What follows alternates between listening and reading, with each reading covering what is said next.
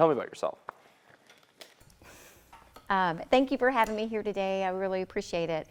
I have lived in Springfield for over 30 years. I am married to Cliff Smart. We have 2 sons and 6 grandchildren. I have, the time I've been here, I have been a volunteer in the public schools while my children were growing up, and then after that, went on to support education at a higher level with my husband at Missouri State University. And since he is retired, I wanted to get back into the K through 12 and volunteering there.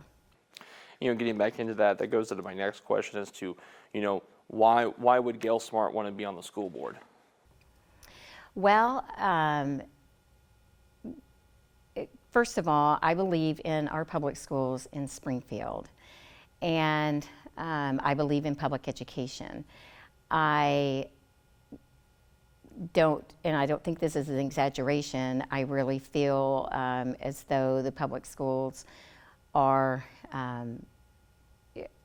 being devalued.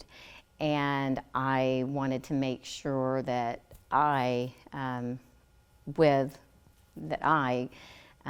did something to help, and I wanted to get back into the K, like I said, K through 12, and do something meaningful. So obviously every political race has endorsements. Do you have any endorsements? If so, what are they? I did not seek the endorsement of either political party. I do not think that politics has a place in schools or at the school board table. I have received the endorsements from people from all over the political spectrum. However, I have received the endorsement of United Springfield and the Advance PAC, and I have received the firefighters endorsement and the Teamsters Union endorsement, and the Missouri State Teachers Association endorsement. So I'm very proud of those. You bring up politics and how school board races, they're nonpartisan. They're not supposed to have any political party. How can you assure every voter that is a parent of an SPS student that you would be acting in the best interest of all students, not just what you think is best? Well, this isn't about me. I do not have an agenda. My focus is going to be what is best for the students and the teachers, what keeps moving our district forward. I understand that we all have various opinions and various experiences, and those will make our board stronger, but I do not think that partisan politics has any place at the board table. Obviously, with campaigning, I'm sure you've gone door to door. I'm sure you've had open forums. You've heard from voters. What are some of the biggest issues voters have stressed to you involving SPS?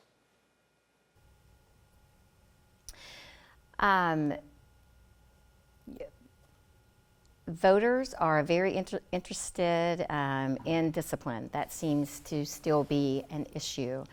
And I do believe that Springfield Public Schools has implemented a process to help with that, focusing on proactive measurements and positive reinforcements. I do believe, however, that there needs to be a greater sense of urgency around this issue. And what can a board member do to address that? Maybe have more regular reporting about what's going on in the schools. Does that need to be monthly? Does it need to be weekly? I don't know.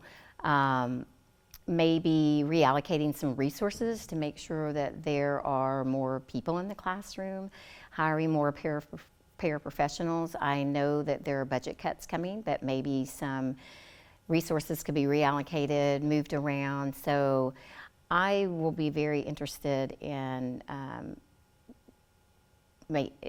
helping the board make progress, or helping the schools make progress in this area. Speaking of discipline, regarding cell phone use, some candidates have talked about that. Would you support a cell phone ban, or would you support cell phone restrictions? I understand that Springfield Public Schools has a rule about cell phones. They're not supposed to be out during instruction time unless they are authorized. I am interested in doing whatever lessens distractions in the classroom, and I would be interested, if this rule is not enough, I'd be interested to see what did the teachers say, what do staff and other educators say about this issue. So yes, I am very interested in lessening distractions, whatever might be best for the teachers. On a federal level, I'm sure you've seen stories coming out about the Department of Education and how there are certain efforts to reduce or dismantle, as some reports have come out, education regulation on a federal level. I'm not going to ask, or how do I phrase this? Just simply learning about how the Department of Education could be changing, and you would be on the school board if elected. How do you feel about those federal impacts?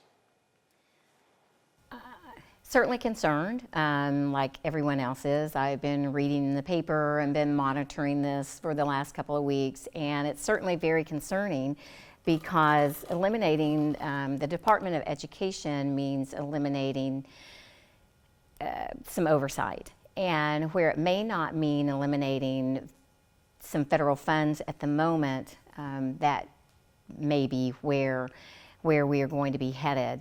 Once these programs, such as the Free and Reduced Lunch Program, the Students with Disabilities Act, gets put into other agencies, there's going to be less oversight, and because they already have full plates at their agencies. So less oversight, maybe over time, less funding. So it is very concerning. That coupled with the state inadequately funding public education at the moment will mean serious cuts are coming. And we need to elect people to the school board that we trust to make these hard decisions and to make sure that the most vulnerable of students don't fall through the cracks. And that is where my focus will be, to make sure that the students that need these resources the most don't fall through the cracks. And that leads me to my last question, and it's just very simple. Why should people vote for you? Well, I think that I have very extensive board service. I have been active in the community for over 30 years. Like I said, I started out volunteering at schools, being in the PTA, oftentimes serving as an officer in the PTA. While my kids were growing up, I served on several boards. I've been on the Springfield Public School Foundation board. I was on that for many years, and from there I served on the Every Child Promise initiative. I was a committee chair. That initiative focused on kindergarten readiness, and I have been co-chair of the Poverty Commission. I did that for 2 years with my co-chair Greg Burris, where we studied, had 30 members come together once a month to study poverty and the root causes of that and the best practices to lift people from poverty and help sustain them. And because of that initiative and the programs that came out of that, poverty in Springfield has come down about 5% in the last 10 years. And from there, I also was a co-director of a food pantry for about 8 years and served on their board as president for a couple of years. I currently serve on the Community Foundation board as their executive board secretary. And I say all that to say that I have extensive board service. I have worked with people. I'm a collaborator. I look to find solutions that we can all live with, that we can all work with, and I will certainly bring that to the board table. So that being said, those are all my questions. Is there anything that you would want to say that I did not ask about? I figured to give you the floor. Yes, about a month ago, I had a group of teachers over to my house and asked them what's working, what's not working. And the first thing they said emphatically was teachers are working, bus drivers are working, counselors are working, nurses are working. Everyone in that school building is working as hard as they can every day to make sure that students have the best education possible, and not only that, but to make sure they have a great day. Our teachers are incredible, our staff is incredible, and they are doing amazing work every day with our students, and they need to be supported. And one thing that they did say, they are, overburdened with changing testing and accountability systems, and the ever-changing curriculum is an issue, but they love the students and they love the work they do, and that's why they continue to teach, and that's why they're so committed.